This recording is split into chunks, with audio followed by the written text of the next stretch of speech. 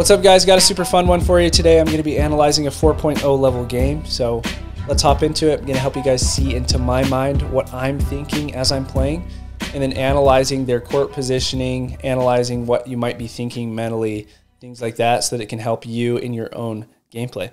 So I hope that you guys enjoy this kind of content. This is something that I haven't done before. I've done it for my 5.5 level play, but never for a lower level play. So this should be fun. Hopefully this will help you guys regardless of whatever your level is.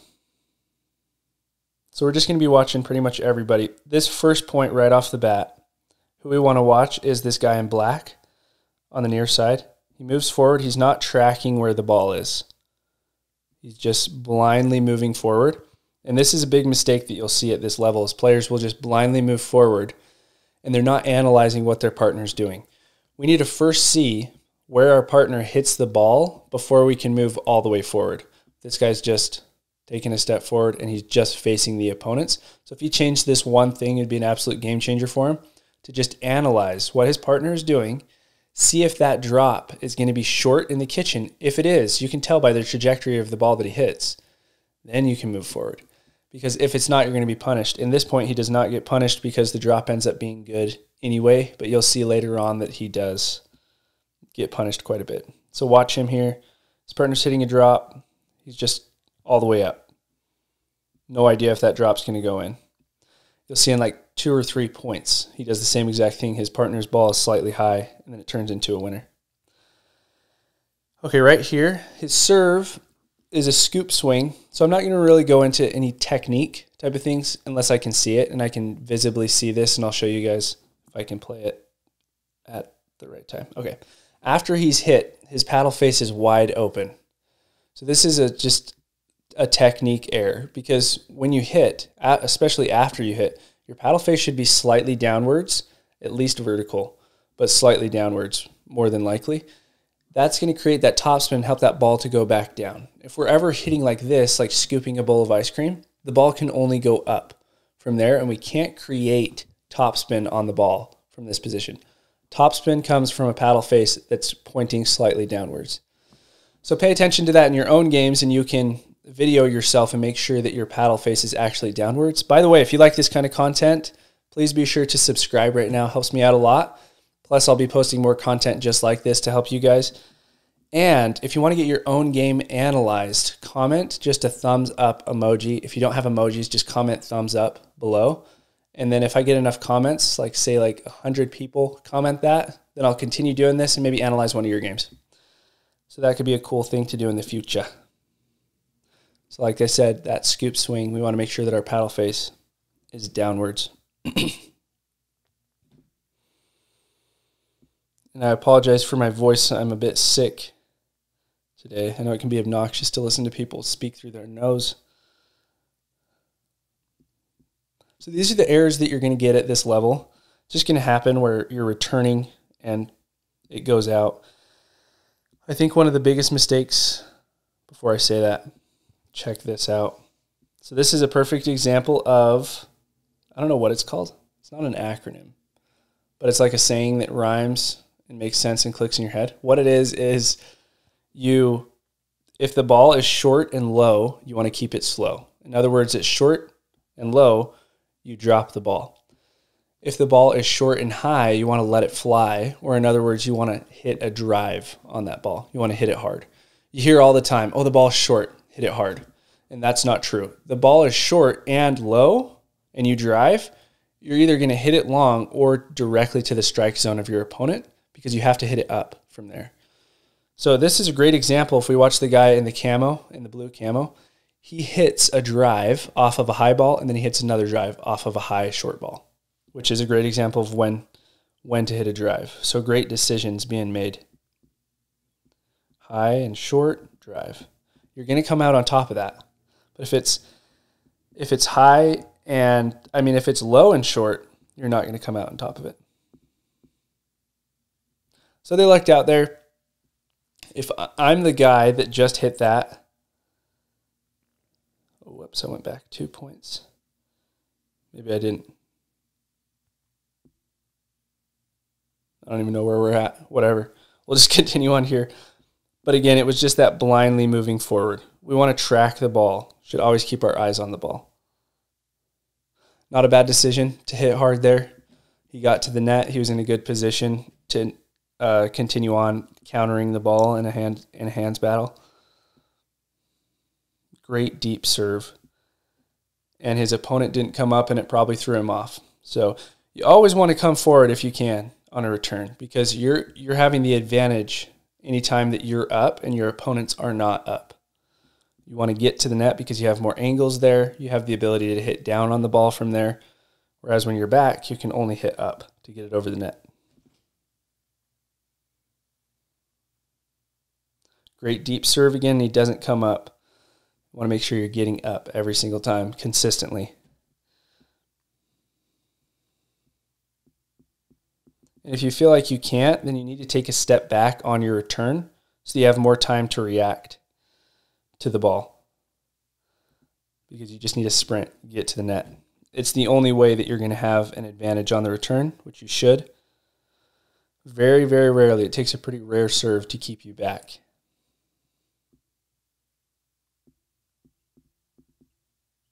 Probably saved him and hit it out. So that was good. Good for this team. Great deep return. See right here? So this is the example of not running forward. Guy in the black on the near side, just going forward. Just going forward. His partner's back. In this position, the guy in camo, this is his ball to get up the middle. Guy in camo's ball. Even though his partner's out of position. The position that his partner should be in is pretty near the baseline, that back line. The reason for that is because he's going to have more time to react, and he doesn't know if his partner's going to lob up the ball, which he did. And since he did, now they're both out of position. So if you're ever both back, which they should have been, and your opponents are both up, then it's your job as let's say you were the player in black, it's your job to cover any angle that goes out this way, and it's your partner's job to cover the middle if you're back. So if you can just remember that, that'll help in your gameplay a ton. But yeah, definitely the guy in camo's ball. If we just watch it one more time. Because the guy in red here, he's not going to hit a winner down the line. He doesn't have an angle down the line at all. He can only go straight down the line, which guy in camo is going to be there anyway. But he can go way far out wide this way and pull the guy in black off the court. So yes, the guy in black was out of position, but it's also not his ball to grab anyway. Hopefully that makes sense. Hard to not like show you guys on the court, but it should make sense. And if you have any questions, of course, leave them in the comments. I get back to everybody. I read them all. I love the hate comments, the nice comments. Any comments are great.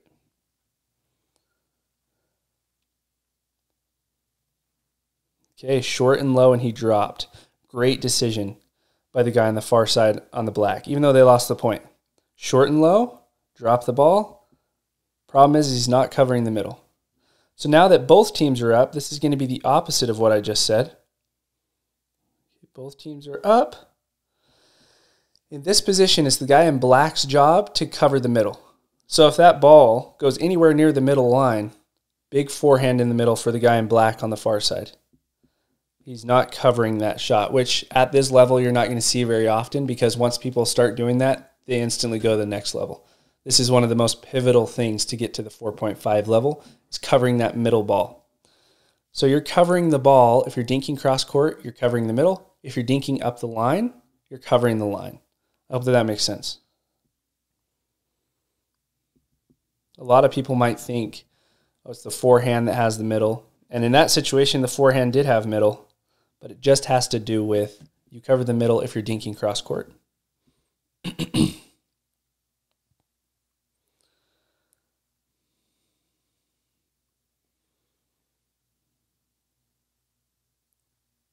was weird. It looked out from this vantage point. Another big thing that you'll see at this level is players will use their arms and they won't utilize the strength of their legs and their body and their rotation to get power on the ball. So a lot of the time they'll hit short if they're ever in a scramble because it's just strictly arm strength. if you can be in a scramble and just utilize your legs pushing into the ball, you'll be surprised at how much more power you can get on the ball.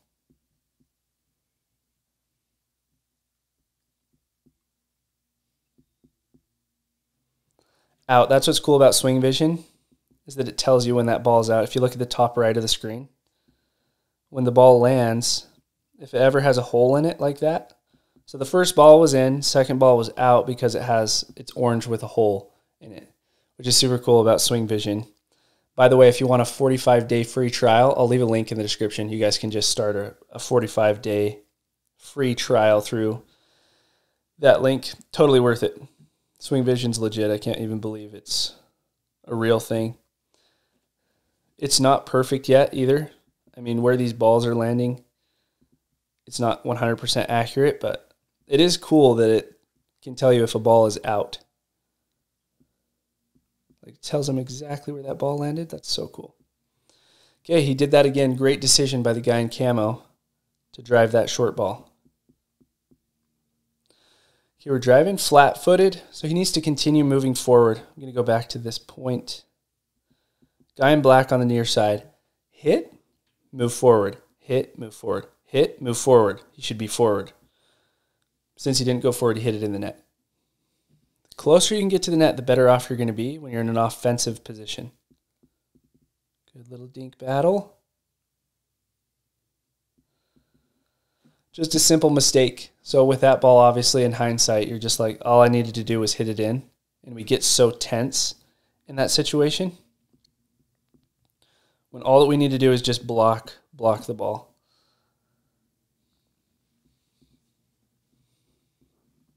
All right, serves up.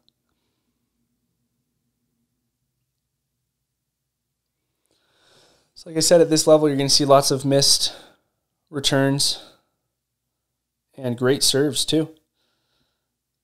Depth over anything. If you can get depth, you're going to be set. Depth is most important out of power and spin. Okay, a little confusion in the middle here. Whose ball is this is the question. So they're both back. This is going to be the ball of the player that hit the first ball. Forehand's going to take middle when you're both back and your opponents aren't hitting overheads. It's just going to make more sense because it's the more consistent shot. So you might think, wait, is that the opposite of what he said earlier? Yes. If they're hitting overheads, then it's going to be the player that is directly down the line. So if in this instance, let's say that the guy in black on the near side was hitting an overhead right now. It's going to be the job of the player with the red hat to cover the middle in this situation, since it's an overhead. If it's just a normal shot, then forehand's going to cover middle.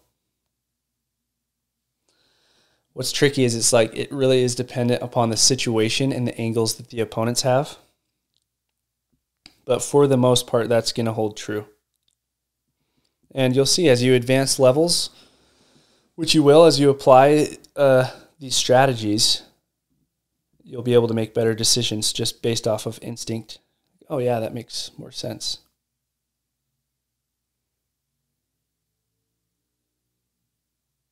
Driving, dropping, smart. So a lot of people think that we just drive to win the point. A drive is a setup shot almost 99% of the time, especially the higher levels that you go. It's going to set you up for a good fifth shot. So a drive happens on the third shot of the rally, and then your drop is going to happen on the fifth shot of the rally. Since you drove, they're blocking, and it provides you with a really soft ball to drop. Harder to drop a fastball. It's easier to just drive it. So he drives the third shot. And now an easier drop. And then they come out on top of the point, even though it was played perfectly by the near side team. Just because net cords happen. And I think it's important to not get frustrated by net cords. Just remember, it's like, Not even necessarily what goes around comes around, but regardless, you can't help if it hits the net cord. Like, it's just a part of the game, and it's something that's going to happen. And so there's no point in getting frustrated about it because it's not like the opponents tried to do it either. And you'll see, you'll hit a couple of net cords, and then People have a tendency to feel bad. It's just like, who cares? It's just part of the game.